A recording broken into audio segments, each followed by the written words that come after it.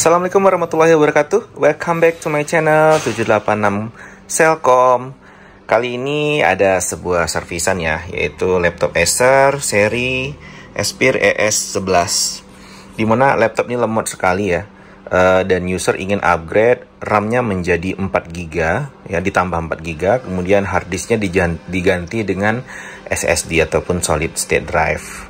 Nah, ada keistimewaan di laptop ini, seri ini, yaitu RAM-nya itu yang 2GB bawaannya itu onboard ya, artinya sudah tersolder di motherboard dari laptop ini.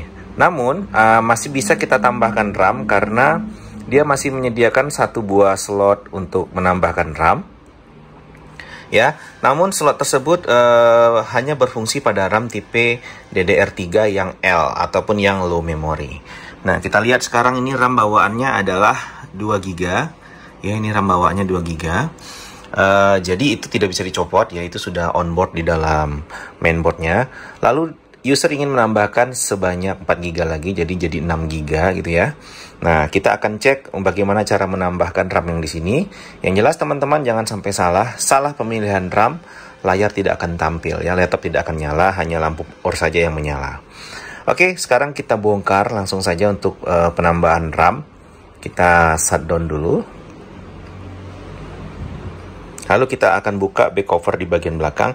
Istimewanya laptop yang ES11 ini kita tidak perlu bongkar semua cover ya, seperti laptop-laptop yang slim lainnya.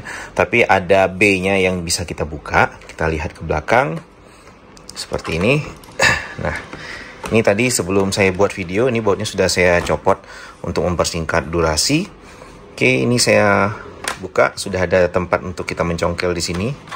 Perlahan-lahan buka ya, karena plastik ABS ini walaupun dia ulet ataupun liat, tapi ya bisa jadi kemungkinan patah.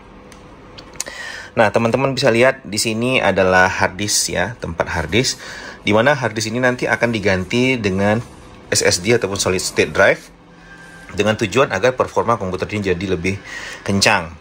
Kemudian di sini lihat teman-teman, di sini ada slot RAM tapi kosong ya, bukan berarti tidak ada RAM. RAM-nya ada di sebalik ini ya, itu onboard, sudah disolder di dalam mesin. Dan di sini kita bisa menambahkan RAM. Namun untuk jenis RAM di sini serinya adalah DDR3L ya, ataupun low voltage yang bekerja di tegangan 1,3 volt. Nah, ini sudah ada RAM. Kadang di RAM itu ada tertulis L ya, DDR3L, atau juga ada tertulis 1,35 volt. Ya, 1,35 volt itu artinya dia yang low. Kalau yang biasa itu 1,5. Oke, kita akan tambahkan langsung saja RAM ini di slot yang ada di sini. Pastikan RAM-nya terpasang dengan baik. Oke, sudah terpasang seperti ini. Cuman ada satu slot yang bisa kita tambahkan ya. Lalu kita tutup lagi B-nya. Kalau harddisknya akan diganti setelah SSD-nya sampai ya. Kebetulan SSD-nya masih dalam proses pengiriman.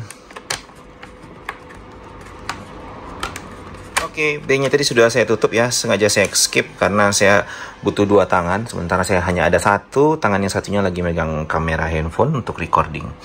Nah, ini sudah nyala ya.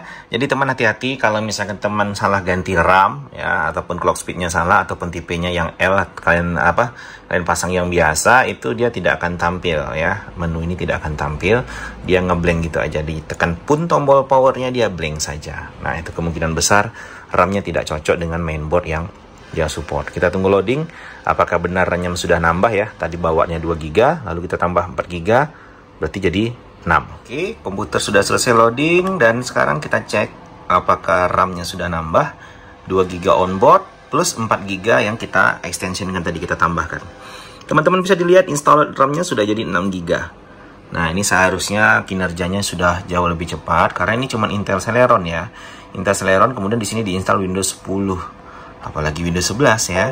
Minimal Windows 10 itu selama ini itu minimal butuh 4GB untuk berjalan dengan lancar, minimal. Tapi bagusnya simpan 8GB atau bahkan 16GB. Nah, ini sudah sangat sudah berbeda responnya daripada yang awal-awal tadi. Dan ini kita masih menggunakan hard disk drive. Nanti kita akan upgrade menjadi solid state drive ataupun SSD. Mudah-mudahan kerjanya itu bisa jadi lebih cepat.